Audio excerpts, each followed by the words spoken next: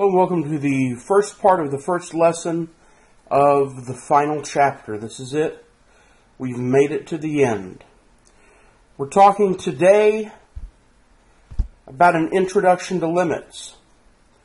The idea of a limit and its notation is a fundamental part of calculus.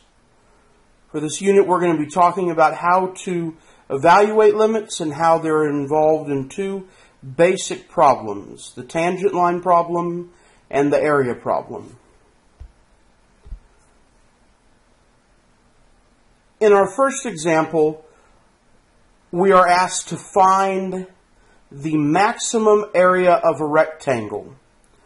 So you are given 24 inches of wire, and you are asked to form a rectangle whose area will be as large as possible.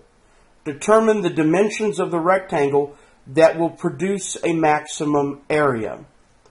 Now, for this, we're going to use two formulas. First of all, starting over here on the left, because W represents the width and L represents the length of it, and we know the perimeter of it is 24 because we're given 24 inches of material, then I know that the perimeter, 2W plus 2L, equals 24. This is basic geometry. You learned this 2 years ago in geometry. And for perimeter, you learned that in 8th grade, 7th grade, 6th grade, and 5th grade as well. So therefore, you can solve for one of the variables, such as L, such that L is, the length is equal to 12 minus the width. So the area of a rectangle could then be area equals length times width, or 12 minus the width times the width.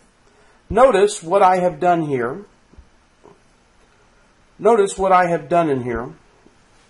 Whoops.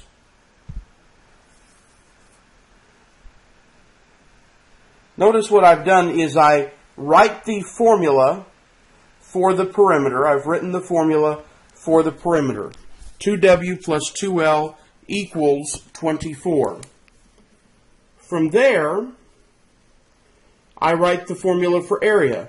I solve the perimeter for one of the variables, length or width, it doesn't matter. Okay? Length or width, it does not matter. From there, let me get out my laser pointer. So I have the original formula for perimeter. They tell me what the perimeter is. Area is length times width. Therefore, the length of it, I plug in for the length, and I get this formula, 12W minus W squared. If I were to draw out a rectangle here, basically the width of it is W and the length of it is 12 minus W. Now, after this, you've basically created a quadratic expression for determining the area. So once you do that, basically you find the maximum of the parabola. Now notice in this case that when the width is 6, the maximum area reaches 36. So in limit terminology, we would say the following. The limit of A as W approaches 6 is 36. Notice how we write it. So the limit of the function A as W approaches 6 is 36, or the limit of the function 12W minus W squared as W approaches 6 is 36. Now, we talked about limits a little bit before. The idea is that as my x value approaches this number, what is the limit of the graph? What is that graph going to from the left and from the right? Well, in this case, it goes to 36. So the maximum area that I could have would be 36, would be the maximum area, and that is when you have a width of 6. But when I have a width of 6, I have a length of 6 also. So technically the maximum area of this rectangle, given a perimeter of 24, is quite simply a 6 by 6 square, actually. So notice I've graphed this once again. This x-axis represents the width of my rectangle. This y-axis represents the area. It hits a peak when the width is 6, and that is the maximum area. You could also use this for volume. Let's say I want to find the maximum volume of a cylinder, of a Coke can, given a volume of, given a volume, or want to find the maximum surface area, the minimum surface area of a Coke can, given a volume of 8 fluid ounces. Well, given a volume of 8 fluid ounces, or a volume of a certain amount, I want to then find what is the ideal surface area that can minimize the cost of the aluminum to make the can. That's another example of this problem. The definition of a limit: if f of x becomes arbitrarily close to a unique number L as x approaches c from either side, then the limit of f of x as x approaches c is L is written as the following. Here's the thing to note.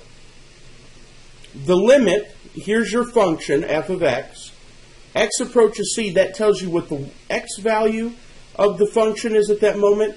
And then L tells you basically what the y value is, if you're putting it in terms of x and y. On the previous problem, the limit as your independent variable w, which would normally be your x, as it approached 6, the limit of the graph was 36, because both going in from the right and coming in, or going in from the left and coming in from the right, at both places it was approaching a or y equals 36. Okay? So the limit of your function as x approaches the x value in question is equal to basically what is the y value at that equation. So you can estimate a limit numerically. Using a table, estimate the limit of 3x minus 2 as x approaches 2. So the limit of 3x minus 2 as x approaches 2. Well, I can construct a table that gets 1.9, 1.99, 1.999, 2.001, 2.01, 2.1, and from that I can then look at the y values and approximate that. How you solve it depends on the type of problems. In this case, it's a simple linear equation, so I could plug in 2 into the equation. 3 times 2 is 6, minus 2 is 4. So the limit as x gets to 2, as x approaches 2, f of x is 4. And this will work for most problems. However, in this problem, you have a hole. What I mean by that is, if I were to estimate this numerically, all right, I'm just going to plug in 0. Well, 0 in the top gives me 0, and 0 in the bottom gives me the square root of 1 minus 1, which is 0. So I get 0 over 0, which is undefined, which means it does not tell me what my limit is. However, if I construct a table for the two sets of x values, so I come in from the left and I just get very small to the left, very small to the right, then I notice the trend is that it is approaching the limit of 2. Allow me to put up a graph here. This is the graph of that function. Here's your y-axis, here's your x-axis. X equals negative 1, x equals positive 1, y equals 5. Technically at this graph, right where I have my laser pointer at, right at that spot, there is a limit. There is a hole. There's a hole because at that spot, y is undefined, because when x equals 0 in this equation, you get 0 over 0. So if I were to just plug in 0 into the equation, I would not get the right answer. But by looking at the graph, graphically and numerically, I can see that as x approaches 0 on this graph, it is getting as close as possible to y equals 2. So the limit as x approaches 0 for the quantity x divided by the square root of quantity x plus 1 minus 1 is equal to 2. Okay?